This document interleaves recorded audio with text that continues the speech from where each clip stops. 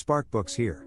Today, I'm going to explain the book, Mastering Communication at Work, by Ethan F. Becker and John Wortmann. Take care, enjoy the book, and have a nice day. Mastering Communication at Work, Revised Edition, 2021, is a classic guide on leading in the workplace through strong communication skills. It teaches you how to communicate effectively by understanding your listeners' tendencies and motivations. Key idea number 1. Sometimes observing is more essential than speaking. Why is international communication so difficult? We frequently encounter varied personalities, values, and humor. Low context communication is best for multicultural teams since it reduces misconceptions. Avoid being kooky yomani, or cannot read the air, in certain instances. Communication styles can be divided into low context and high context cultures, helping us read the air. Low context societies like the US and Australia communicate clearly to avoid misinterpretation. High context cultures like Japan and Korea use more delicate and layered communication that requires reading between the lines.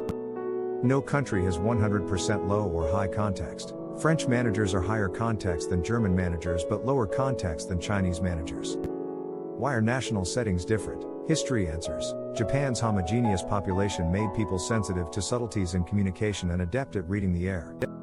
However, American history is shorter and heavily affected by immigrants, needing clear communication to avoid misunderstandings. How can you collaborate with other cultures? Balance listening and speaking. Listen for meaning, not words, in high context societies. Watch for head shaking or self-restraint that obscures a message. Working with low context cultures is opposite. Be precise and explain yourself. Low context communication is best for multicultural teams since it reduces misconceptions. Key idea number 2, feedback can offend. If you've dealt with people from other cultures, you may have unwittingly offended someone while giving them criticism. The assessing scale helps explain this. Avoid giving feedback in front of others while interacting with high context, indirect cultures like Japan. It's okay to ignore a suggestion's drawbacks and focus on its benefits. Doing so will show the other person that you prefer to ignore them. You may be polite and supportive by adjusting your conduct and observing others' responses. Direct or indirect criticism is given. Russia and Israel provide colleagues direct feedback. Upgraders like completely and strongly emphasize their message. I totally disagree with your opinion, they would say. Unprofessional. Group criticism is also common. Indirect societies like Japan or Indonesia give mild criticism and hide bad messages with pleasant ones. They also utilize sort of and maybe to communicate. Maybe you should rethink your position. Criticism is private, unlike direct cultures. The communication scale from the preceding blank and the evaluation scale yield 4 groups. Direct feedback and low context, Germany. High context, direct feedback, Russia. Low context, indirect feedback, USA. High context, indirect feedback, Japan. Consider these styles and adjust your feedback to avoid insulting diverse cultures. Avoid giving feedback in front of others while interacting with high context, indirect cultures like Japan. It's okay to ignore a suggestion's drawbacks and focus on its benefits. Doing so will show the other person that you prefer to ignore them. You may be polite and supportive by adjusting your conduct and observing others' responses. Key idea number 3, observing others' arguments will improve yours. How can culture influence persuasion? The persuasive scale includes principles first and applications first reasoning. Principles first reasoning is deductive. You learn grammatical rules before speaking a new language. Applications first reasoning is inductive. First, you give a theory, then the evidence. In math class, students acquire a formula and practice applying it. After practice, students learn its concepts. France and Italy, which adopt principles first reasoning, tend to ask why before doing something. US and Canadian application first cultures emphasize how rather than why. Thus, a French employee may feel upset with an American boss who gives instructions without explaining why. Thus, to address these disparities, alternate between describing your point's fundamentals and demonstrating its practical applicability. You're presenting at an international conference on why your product is better than your competitors. Start by explaining how your product meets principles first standards. To attract your application first audience, show footage of individuals using your product. Key idea number 4, you must change to lead. How does cultural awareness improve leadership and workflow? Let's check the leading scale of egalitarian and hierarchical cultures. In egalitarian countries like Denmark and the Netherlands, managers mediate between peers. Their organizations are flat, so a marketing director can work directly with a copywriter and use each other's first names. However, China and Nigeria have clear boss-employee hierarchies. Bosses run these organizations. Communication maintains a strict hierarchy. To reach the person 3 ranks above you, first talk to the person directly above you. They'll then ascend above them to reach your target. Note that countries are classified geographically but not necessarily on the leading scale. France is hierarchical, while Sweden is not. According to Professor André Lauren, leadership history explains this difference. France was affected by the hierarchical and centralized Roman Empire, while Sweden was influenced by the Vikings, one of the earliest democracies. Understanding cultural responses to requests helps you manage these disparities. Decisions must incorporate egalitarian workers, facilitate, not supervise, allow autonomy and only intervene when things go wrong. Encourage hierarchical employees to voice their opinions. Most key, state that you are a leader, for instance, using your surname instead of your first. Key idea number 5, implementing ideas requires understanding decision-making processes. Workplace equality doesn't guarantee consensus. Hierarchical cultures also. Decision-making is cultural. Consensual and top-down are the deciding factors. Sweden and the Netherlands take their time in group discussions until they agree. Since everyone has agreed, implementing a decision is quick. In top-down countries like China and India, bosses make decisions alone. They are made faster than consensual countries but often change later. Continuous revision can delay changes. In the Japanese Ringji system, mid-management receives a proposal, ring issue.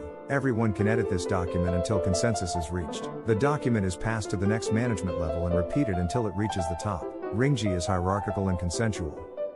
If you only know the organizational structure, don't judge decision-making. Like the Ringji system, some top-down structures are consensual.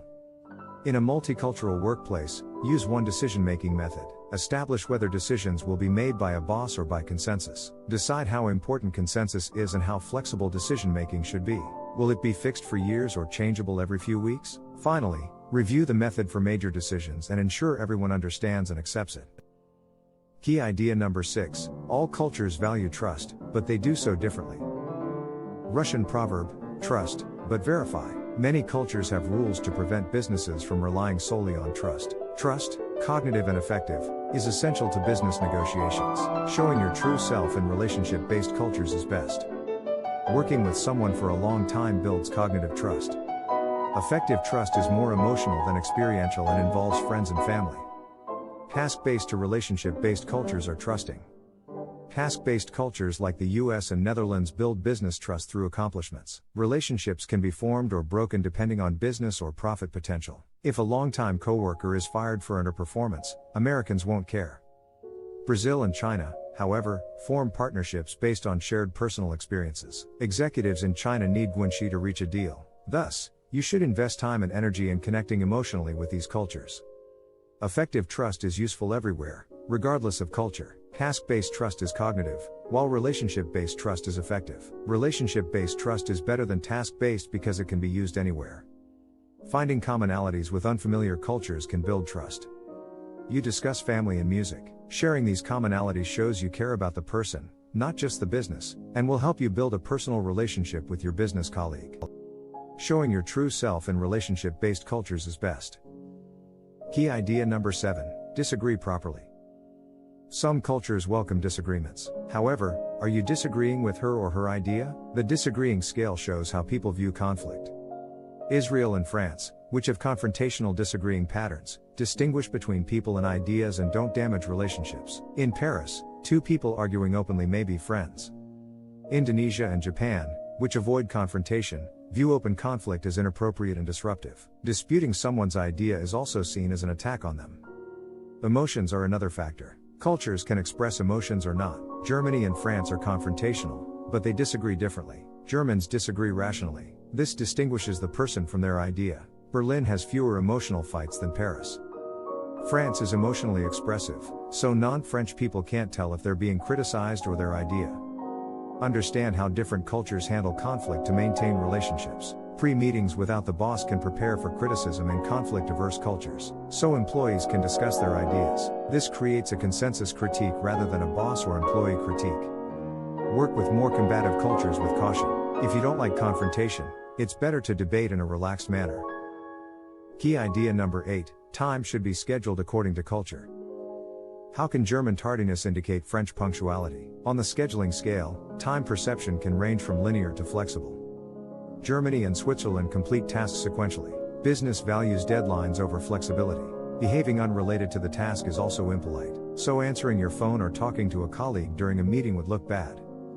However, flexible time cultures like Saudi Arabia and Kenya can handle many tasks at once. Meetings are non-linear and prioritize adaptability over organization.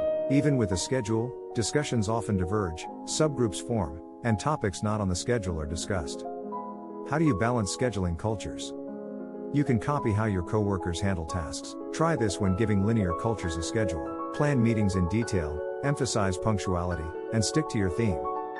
Plan meetings without limits in flexible cultures. Managers must adapt to changing needs.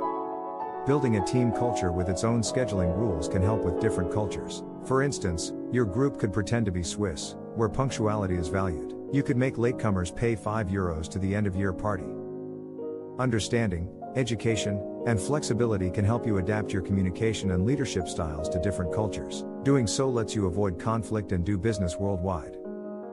To view more content like this, subscribe. Don't forget to like and turn on notifications. The channel really benefits from it. I appreciate you being here.